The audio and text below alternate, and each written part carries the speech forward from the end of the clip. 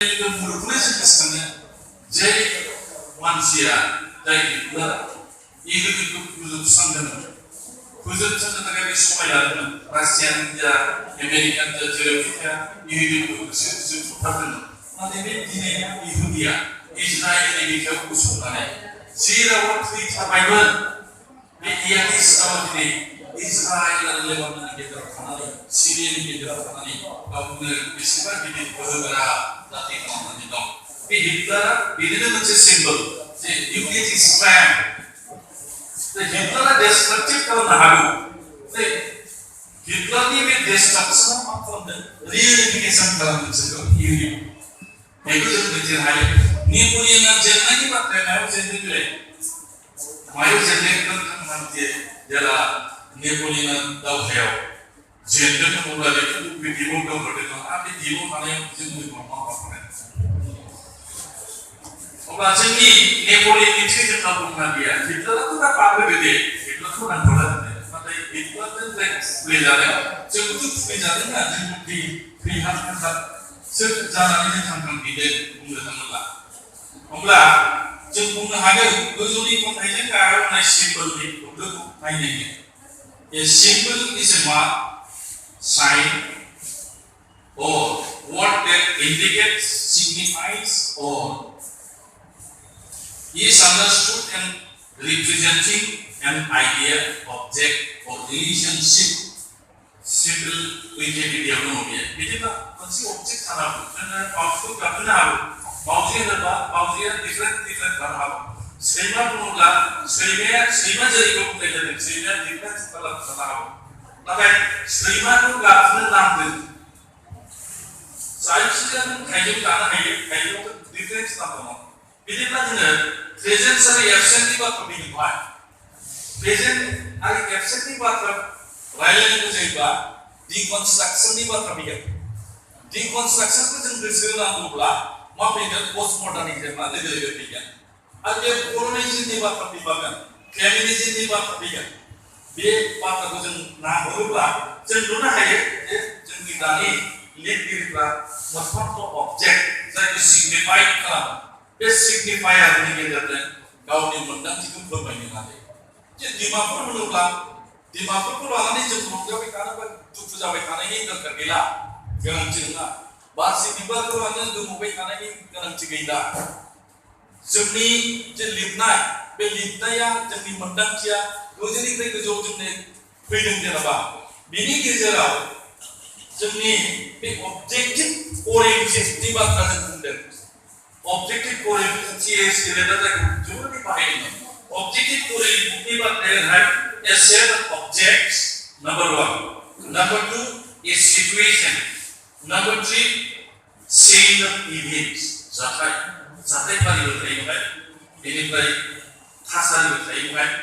Ini be objek apa pun ada. Ontai kaisi pun udah sejauh tak naik. Ontai jen masih keseluruhan naik. Ontai dikah.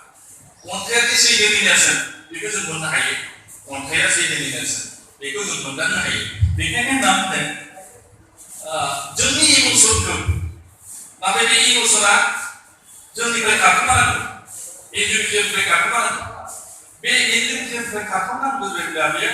Objektif dan subjektif sama objektif sama kata mungkin. Dah, negosiasi pun hebat. Jadi mereka mana dah? Argo structure meaning simple allow people to go beyond what is known or seen by creating linkage between otherwise very different concepts and experiences. All communication is achieved through the use of symbols that form words, sound, gesture, ideas and beliefs.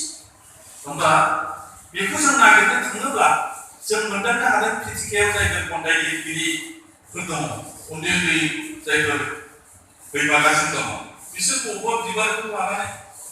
Ini buruk lah, ini juga buat kali itu juga. Buruk pun baik. Tapi buruk ni mungkin intelligent universal itu apa pun tahu. Because sekarang nak ada. जायफोर सोलोंबाय जेनेबा पाटनामोननि खन्थाइखौ नाय, जोंसारमोननि खन्थाइखौ नाय, बा सोरगोदमोननि खन्थाइखौ फराय, बिसोरखौ फरायखांनायनि उनाव जोंहा टिके हाज'वारिनि खन्थाइ फराय, आरो अनजुनि खन्थाइ फराय, नङाबा बिकेबिनि खन्थाइखौ फराय, जों माबायदि मोनदाङो? बेवहाय मनालिसा दं, मनालिसाया जोबोद सियाना आइजो खन्थाइगिरि, बेयो खुब इन्टेलिजेन्सियै मा बाहायो? सिम्पोल बाहायो। आं दाखालिसो बिथांनि खन्थाइखौ बेखेवनानै दं, आं बिजिरनो मोनदों। आंनि आखाइयाव फैनायनि बिराद बुजिदों। आंबो जे स्ट्राइक खालामनो हाबाय, आं गोदान फैगोन नायनो फरायनो मोजां मोनो, स्ट्राइक खालामफैयो। दा बेखायनो बिदिनो सिम्बलाव मोननै जिरादा जोबोद गोहोम गोनां बिफाव लानो हायो। बे एनिमेट आरो इनएनिमेट, जिब गोनां आरो जिउ गैयै। जेनेबा टाइगारखौ जों मायाव बाहायो? उइलियाम ब्लेकखौ जों गोसोखाङो, टाइगार बार्डिं ब्राइट। बे टाइगार बार्डिं ब्राइट बिसोरनि मेगना अरखि बायदि, बिसोरनि नोजोरा एकदमबारे जै बारसिनबाय बे बारसिननायनिफ्राय मालाबा गवा। बे टाइगारा बे रोखोमनि। जेनेबा लायना बे एनिमेट अबजेक्टआव थांदों, बे लायना जादों जिब जुनारफोरनि गेजेराव बयनिख्रुइ गोहोगोरासिन, आरो बेनिख्रुइ गोहोगोरासिन मानसि मुंनि जुनारा। मानसियालायनो आथिं थोंनै जि गानग्रा जुनार, नंगौना? बुहुमनि बयनिख्रुइ देरसिन जुनारा माबे? मानसिनो। बेखौ बोरै आन्दाज जाम्बियानि मोनसे जुनारसालियाव लिरनाय दङ, मोजां मोनो। बुहुमनि बयनिख्रुइ देरसिन जुनाराबो दं। बयबो नायनो फैयो बे जुनारखौ, नंमारगौना बे जुनारा दं? बयबो टिकेट दानबाय, टिकेट दाननानै बिसोर थाङो, ओमफ्राय फारि खेबथे फैयो बिसोर। मानो फारि खेबथेनानै फैयो? बेवहाय बिराद गिदिर मोनसे आयना दङ। बे आयनायाव गावखौसो नायो। गथ'सा आयनाया जोंनि दं, जोंनि लोगोआव दं। मानो टिकेट दाननांगौ नोंसोरो? मिथिया। माने बुहुमनि देरसिन जुनारफोर मानसिब्ला बे आयनाखौ नायनानै रावनोबो खिथायाखै। बयबो गावबागाव गन्थं हमथेनोसै, मिनि ओंखारबोयो। होनबासो जोंसो गावखौसो नुहैयो, गावखौसो। जे सान थायोब्ला मा थानांगौ? मा थानांगौ? हर थानांगौ। नङा होमबा? हर थायोब्ला सान थानांगौ। सेंग्रा थायोब्ला मा थानांगौ? सिख्ला थानांगौ, नङा होमबा? एसेन्सियेल प्रेजेन्ट, टिके हाज'वारि सार बुंबाय, एसेन्सियेल प्रेजेन्टनि बाथ्रा जों बुङोब्ला मोजां थायोब्ला मा थानांगोन? गाज्रि थागोन। जिउ थायोब्ला मा थागोन? जिउआनि खन्थाइयाव दङब्ला जों थैनायखौ नागिरगोन। मेदामा बुंदोंना, खन्थाइखौ जिउजों सरजाबनो हायोब्ला खन्थाइया गोथां जायो ना? माबा मोनसे बुंदों होना। दा जिउजों सरजाबनो हानांगोन बेखौ। दा जिउ थायोब्ला थैनाय थायोब्ला बेखौ जों एनालिटिकेल बाहायनांगोन। अब्ला बेखौ सिम्बलजों बाहायगोन। बिदिब्ला जों ओरै बुंनो हायो जे प्राइभेट सिम्बलफ्राव खन्थाइगिरिनि आइडिया, बे कनसेप्टखौ हमनाया जोबोद गोब्राब जायो। बेयो मा बुंनो नागिरदों जों? जे आङो टिके हाज'वारि सारनि खोथायाव ओरै मोजां खोनासंबाय। गामिया नोगोराव आलासि जाहैबाय। बावदा माहाजोननि सिथ्लाया मुसे दुब्रि रज'बाय। जों बुंदोंमोन ग्रौ रज'बाय होनना बुंदोंमोन ना, नाथाय बिथाङा मुसेजों सुदों। मुसे बुनाया जोंनि मोनसे सानगुनि नङा होमबा? बे मुसेखौ बिथाङा लाबोदों। गुलियाव मोसौ बेरनाया हमफ्रदलिया, मोसौ गैला। ट्रेक्टर फैबाय, गामिया गैला, गारि बे एक्जिस्टिं प्रेजेन्ट सिचुएसन बर'फोरनि गेजेराव सोलिनाय, बर'फोरनि नङा, मुलुगनि जेरावबो सोलिदों। बाख्रियाव माइ नागिरनानै मोनैनि एन्जर माखासेयाबो नोगोरनि एक्से गोदामाव गोजा जाहैबाय। गोजासो जाहैदों। गोजा जानायखौ बोरै बाहायनो? दा बेखौ जों सानफ्रामबो नुयो। एन्जर माखासेखौ जों रेल स्टेसनावबो नुयो, थाबायनाय नुयो। नाथाय जों बेखौ बाहायनो रोङाखै। एन्जर माखासेया मा सिकलाइज खालामदों नोंथाङा? बिदिब्ला जों बुंनो हायो ओंखाम संग्रानि गारामायफोराव हाबफेनि गोसो थुनायफोरखौ ओंखाम संग्रानि गारामाया हाबफेनि गोसो थुना दिन्दां थायो बेखौ जों सामब्राम मोनगोन नामा ओंखाम संग्राफोरबा दा बे दंबावोलाय गारामाय गैला गेसआवसो संसैना रुजुनानै फोरमायबावनो सुजुनानै फोरमायनो रावबो गैलिया गामिनि लामाफ्रा आगान सोदोब नेनानै गामिनि लामाफ्रा आगान सोदोब मानसि हान्जा फैनायखौ नेबाय थायो गैला गामियाव गैला मानसि गैला हाग्रा थुजोब्बाय न'फ्रा माने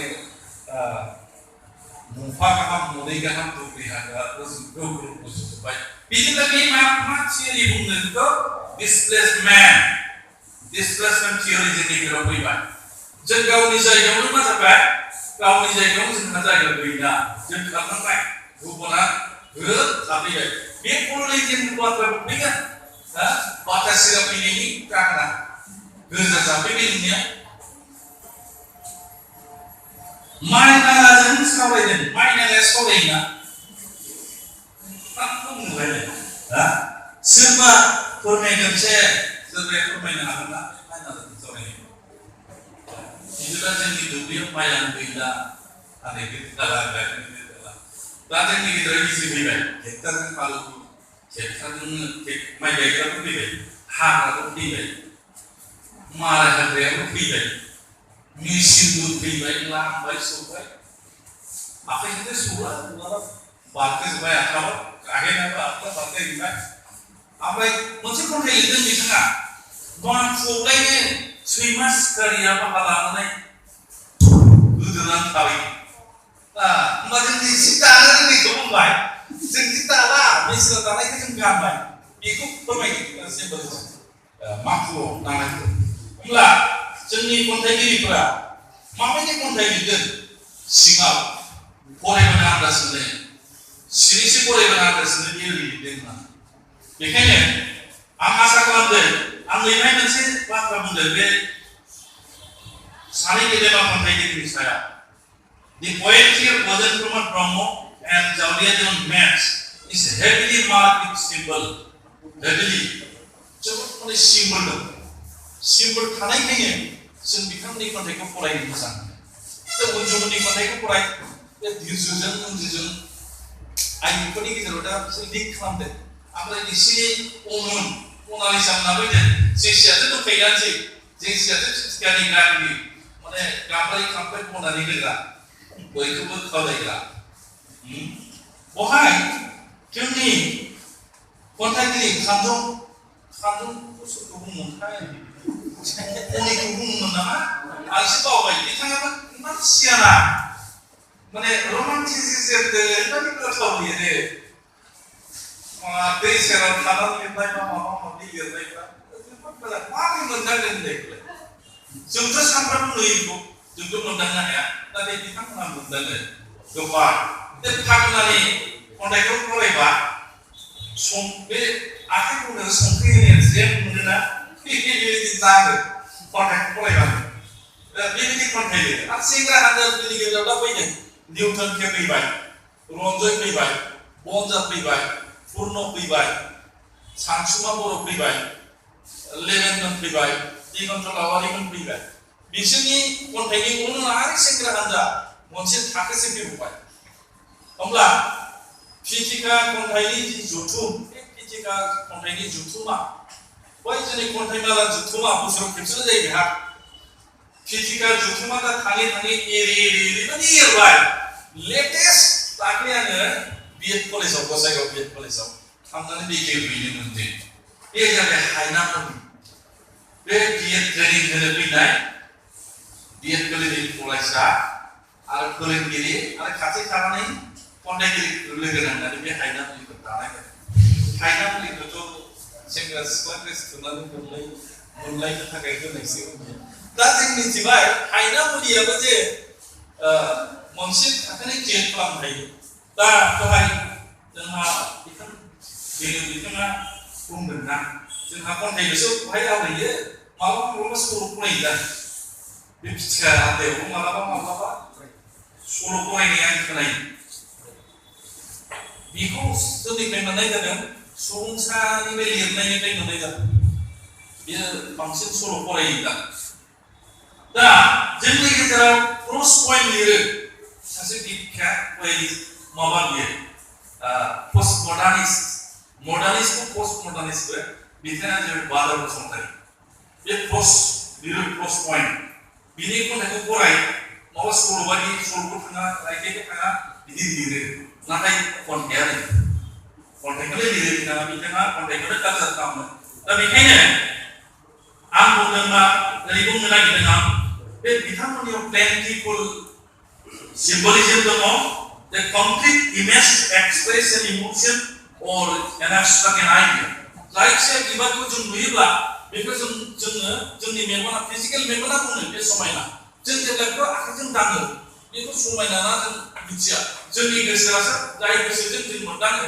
बेसो बाथ्राया सैथो होमब्ला जोंनि बिकेबि ब्रह्मआ मोनसे बाथ्रा बुंदों बिबार बायदिसिनाजोंल' खन्थाइ लिरब्ला समायलिया अन्थाइजों सिमेन्टजों गलायनानै खन्थाइ लिरबा साबसिन जायो होननाय बाथ्रा बे स्टिकेयावनो दङ होमब्ला जोंनि जायफोर फरायबोदों जायफोर लिरबाय थादों सोलोंबाय थानो नाजादों बिथांमोनहा थोंजों बे सानै गेदेमानि खन्थाइखौ फरायनाय खा बेनिफ्राय माबा मोनसे आइडिया मोनगोन माबा मोनसे कनसेप्ट बिथांमोना सोनो नाजायो जाहाथे बे एक्सपिरियेन्सखौ गुबुनाबो खालामबा निश्चय जों मोनदांगोन जे जायफ्रा बहाय खन्थाइ आवरायनो फैगोन बा खन्थाइ आवरायो बिथांमोना गासा आं गासैबो बिथांमोननि मुंखौ सोनानै होनजोबो आरो लिरो बहाय गांब्रै गांबासो बिजाबनि खन्थाइ बे खिथिनानि सायाव सावरायनो दङ बुरजालाबायनाय बिसोरो लांनो हागोन गोबांथार आं ओंखारजेननायनिफ्राय सावरायदों बे सावरायनायफ्रा गोदोजोबनानै दं मालाबा गोसो जाबा लिरनो नागिरो फोसाबनो